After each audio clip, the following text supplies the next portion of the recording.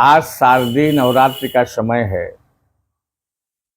और ये आकाश में ऐसी ग्रही स्थितियां होती हैं जहां जगदम्बा का प्रभाव, अमृतमयी मातृवत प्रभाव सारे जगत में दिखाई देता है। हमारे शरीर में 3 नाड़ियां हैं, ईड़ा बाएं साइड, दाहिने साइड पिंगला और बीच की सुषुम्ना। यही हमारी महालक्ष्मी, महाकाली और महासरस्वती हैं। तांत्रिक ग्रंथों में ये तीनों मूलाधार चक्र में जाकर के वहां पर हमारी कुंडलिनी महाशक्ति है, उसी को जगदम्बा का प्रभाव कहते हैं। वही जगदम्बा है। वही आचार्य शंकर ने सौंदर्य लहरी के माध्यम से, आनंद लहरी के माध्यम से उन्होंने जगदम्बा के प्रभाव की व्याख्या की है कि मूलाधार निवासिनी इह पर सिद्धि प्रदे। जगदम्बा मूलाधार में रहती है और मूलाधार से तीनों नाड़ियों के द्वारा हमारे शरीर का, बुद्धि का और मन का संचालन करती है। यही जगदम्बा प्रकृति में सतरजतम रूप में आकर के समस्त ब्रह्मांडों की उत्पत्ति, निर्माण, समस्त जगत की उत्पत्ति।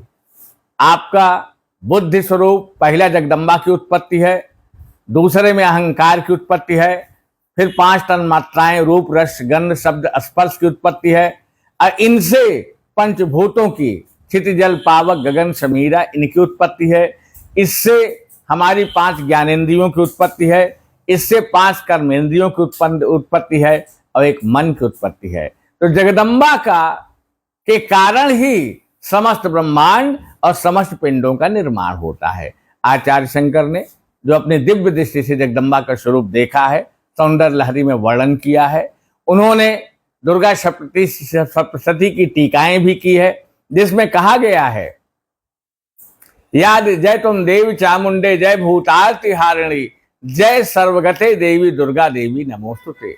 अर्थात जो हर जगह कण कण में व्याप्त है, समस्त पीड़ाओं को हरने वाली है, ऐसी मां जगदम्बा समस्त मनुष्यों पर कृपा करे। ऐसे हमारे मंत्रदृष्टा, हमारे ऋषि रहे हैं और आचार्य शंकराचार्य जो साक्षात शिव के अवतार थे, उन्होंने देखा है इस स्वरूप को।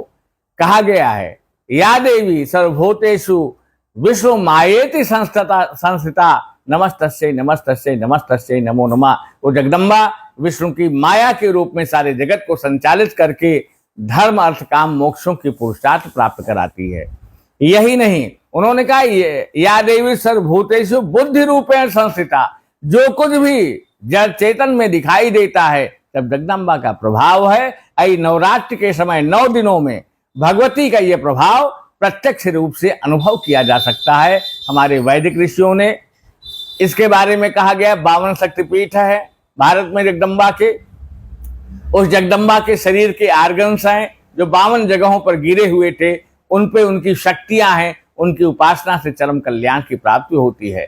नवरात्र के समय में हृदय से अगर उस मातृ स्वरूप जगदम्बा का आप उपासना करेंगे, चिंतन करेंगे, ध्यान करेंगे, समाधि में जाएंगे, तो उनका स्वरूप प्रत्यक्ष आ जाएगा, क्योंकि वो तो आपके अंदर बैठी हुई है। उसी प्रकार से ब्रह्मांड में बैठी हुई है।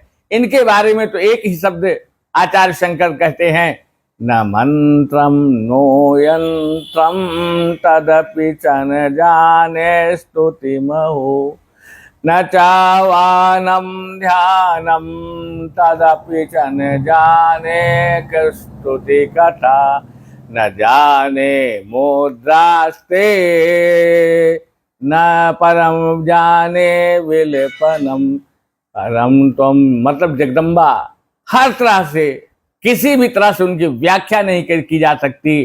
किसी प्रकार की उनकी व्याख्या की हमारी इतना आचार्य शंकर कहते हैं कि हमारा सामर्थ्य नहीं कि हम उनका व्याख्या कर सकें।